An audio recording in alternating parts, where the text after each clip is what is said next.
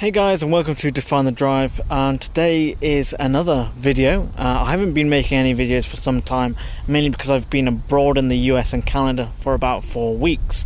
Now since then a few things have changed. Now there will be a video coming basically about why the TTS is gone. I know this is probably some news if you're not following me on social media, but hopefully for the better.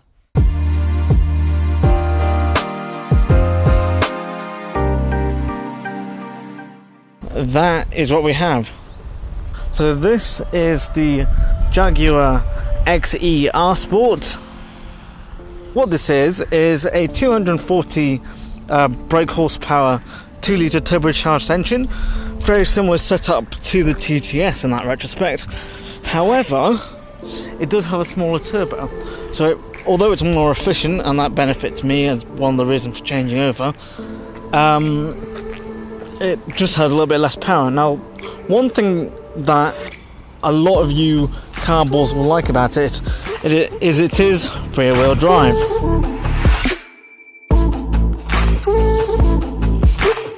These are on the 19-inch, I think they call them assassin wheels, weirdly enough. And you know, they're quite hard to find, especially on the R-Sport. Also had all new tyres put around, Dunlop Sport Max RT2. It's actually had 15mm spacers put on, so it actually makes a hell of a difference.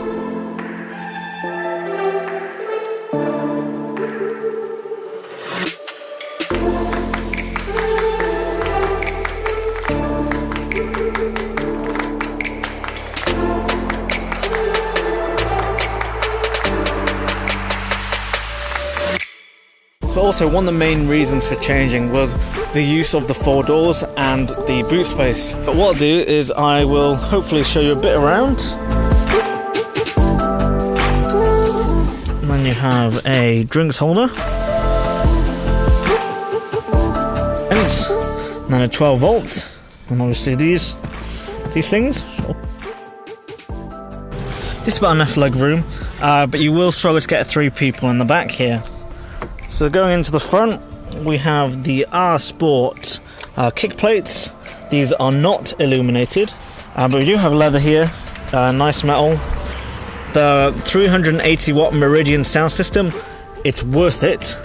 Cup holders, descent, some downhill descent thing, handbrake, your effective driving select with traction control on the far end, and stop-start there.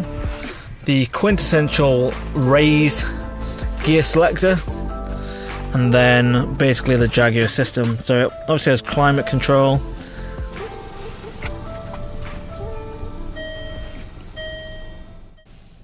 Hey guys, and welcome to Define the Drive. So, as you know, well, we've just got this car, and I'm going to just test it out. So it's not the sportiest sounding car, I'll give you that, but it does handle in a sporting way. Sorry, I'm just clearing my throat.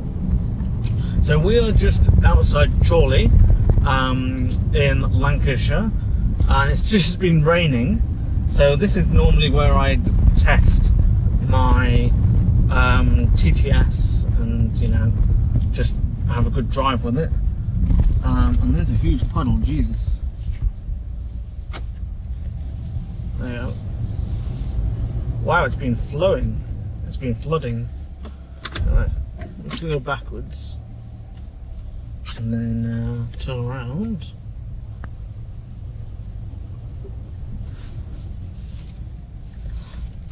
Around with great difficulty. Okay.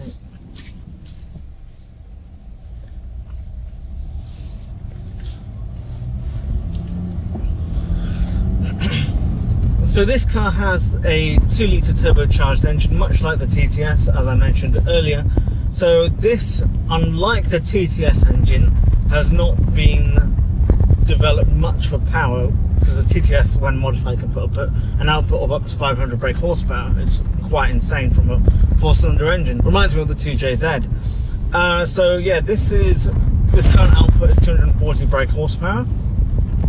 Now it's not a lot, but it does shift, and it's quite nice. It's rear-wheel drive, so beneficial for any car enthusiasts out there, as they always say.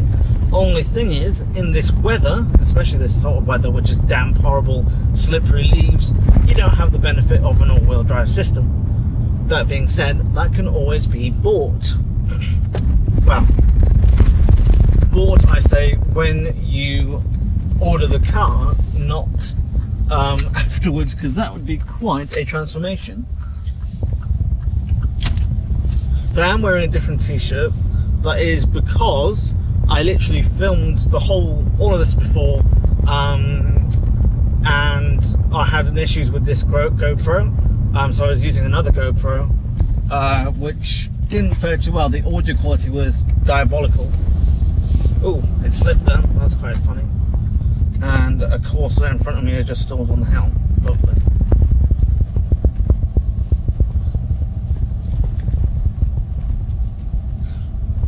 I mean, this has, well, because it's an automatic ZF gearbox, it's fairly quick at changing with the paddles on the side here. And they're nice paddles compared to Audi vehicles. You know, they are quite big, so it means that you have that opportunity to change them in almost any position of the steering wheel. And there's some edge cutting going on. Well, we're not going to get past that at all. Apart from blackening out the silvery bits, the only thing I want to do is put the proper diffuser on this car. Now, for some reason it doesn't come with a 240 R-Sport version rear valance, which it should have done, and so it kind of has drooped exhaust tips. So that's two, but they aren't as you would expect. But that being said, it doesn't sound too bad for a petrol engine. It's quite a square block actually. So, and especially with this having such a large bonnet or large engine bay, you have a lot of room in there, which is, you know, for me normally dealing with transverse engines, cars with transverse mounted engines.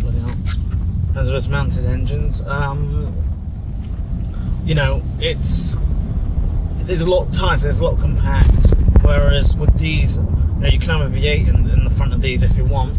I mean, I've always been thinking about the idea of possibly moving to the XES in the future. I mean, had I not been so hell-bent on saving, I mean, I would have gone for the XES anyway. You know, that would have been the obvious option. You know, they're great cars, they handle extremely well.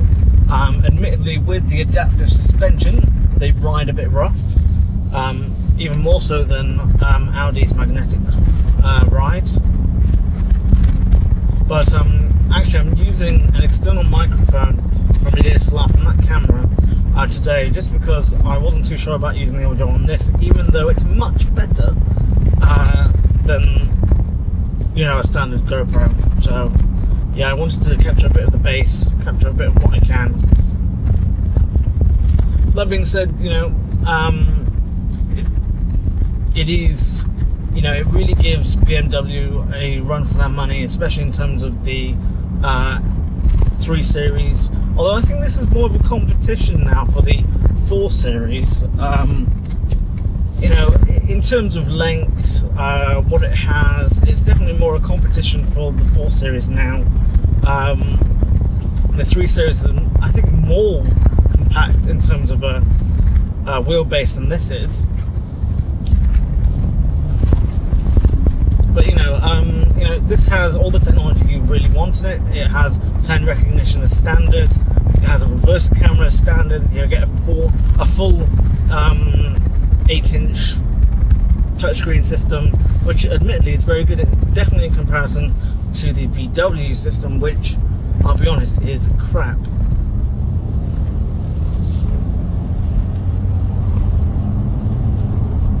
It's a nice little grunt from the background. It's nothing too outrageous, but I would be looking at possibly getting a new catback or exhaust system in the future. I can't imagine how much of a tool I look with all these cameras mounted up, but you know, that's what you're going to do as an automotive journalist, just put the cameras where you can. No, but overall extremely happy with this car. I have had the H&R, I think the 20-inch spacers put on the back, which really extenuates the aggressive look of the car. It definitely needed them to come out just a little bit. May as well let you go. And just got something in my eye. So yeah, 240 brake horsepower.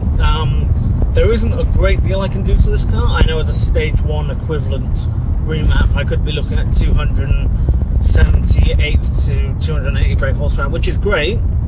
But I still have the idea of the V6 toying in my mind, so that's always something that I really want to do. Considering I would have had a V6 car by now, had it not been for my insurance. Now, as you know, the only reason why I got rid of my TTS is because of insurance. It's just ridiculous. Getting anything on a V6 is it's not impossible, but it's damn well near difficult.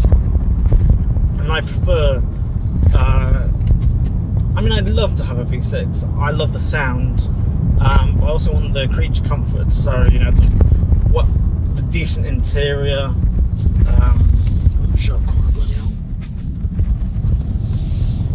Yeah, the sharp corner, all the sharp corner. The nice interior, the decent audio systems, and you just don't get those from Japanese cars. It is a great disappointment.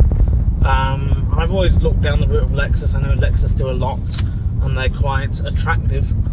But my only